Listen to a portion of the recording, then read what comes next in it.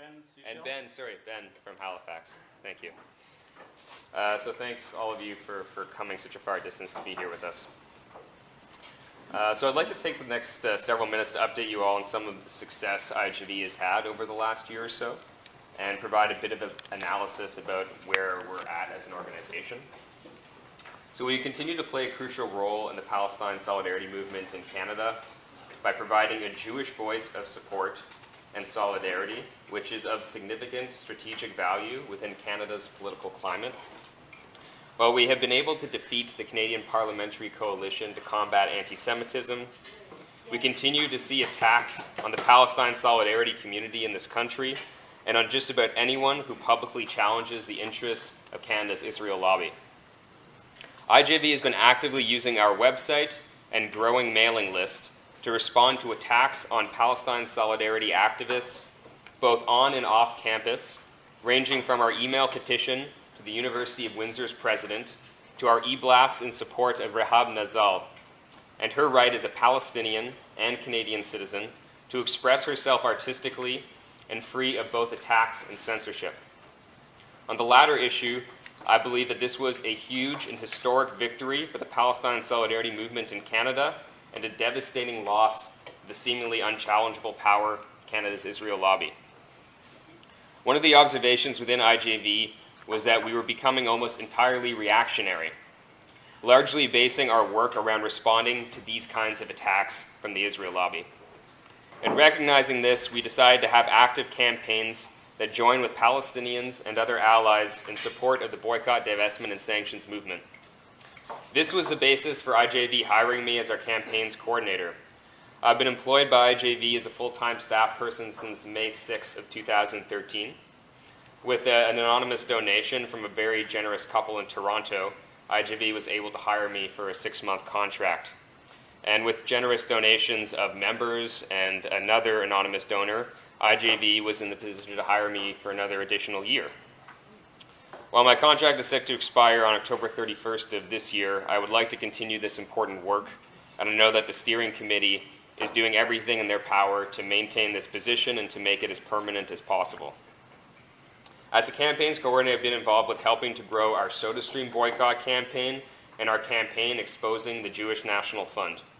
We've been working with allies in Canada after forming the Canadian Boycott Coalition for Justice in Palestine, Israel, in picketing SodaStream, and through social media and online tools challenging their sales in Canada. In doing so, we've joined a global movement boycotting SodaStream, which we can take pride in. SodaStream sales have been plummeting all over the world, along with their stock prices.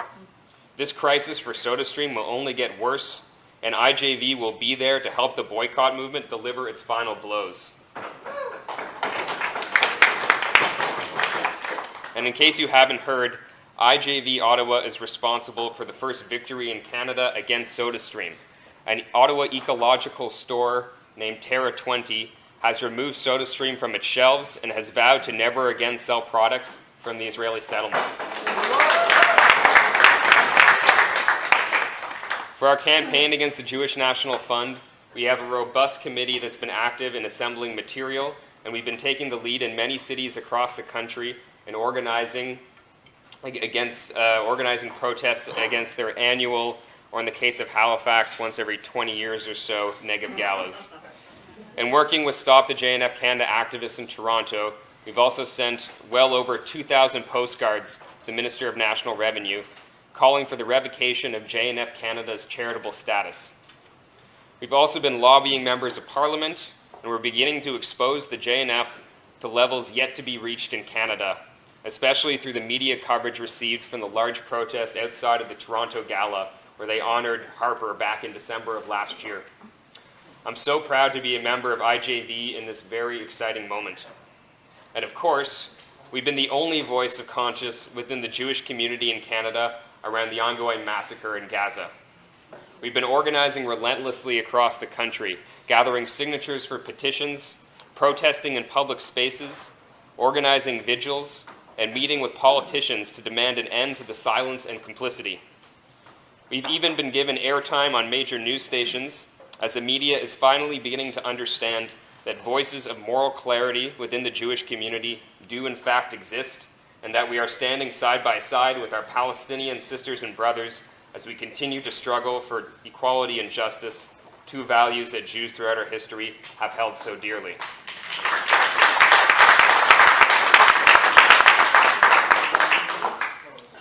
As those of you who attended our bagel breakfast on Friday can attest to, the NDP has even started listening to us.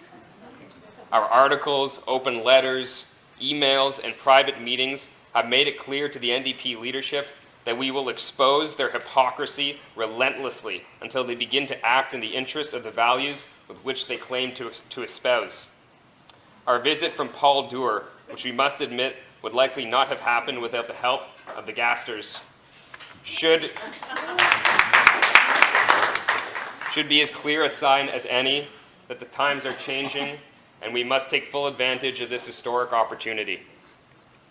Canadians have been watching the carnage in Gaza in absolute shock and disgust. Many in Canada are hearing our voices and are applauding the work that we do, some even donating to us so that we can continue to speak the truth in the face of such enormous power. More and more Jews in Canada are searching for a group that reflects their values, and many have found a recent home in IJV. We have the potential to continue expanding our horizons and working towards more victories for BDS. But the road ahead is difficult, and we must continue to work together in solidarity with one another. I look forward to continuing this vital work with all of you, and I'm excited for an afternoon of thoughtful reflection on the past few days, as well as hopeful and inspiring brainstorming and decision-making about the future of this young and incredibly vital organization. Once again, I welcome you today, and I thank you from the bottom of my heart for joining us in our struggle to gain freedom for Palestine. Thank you.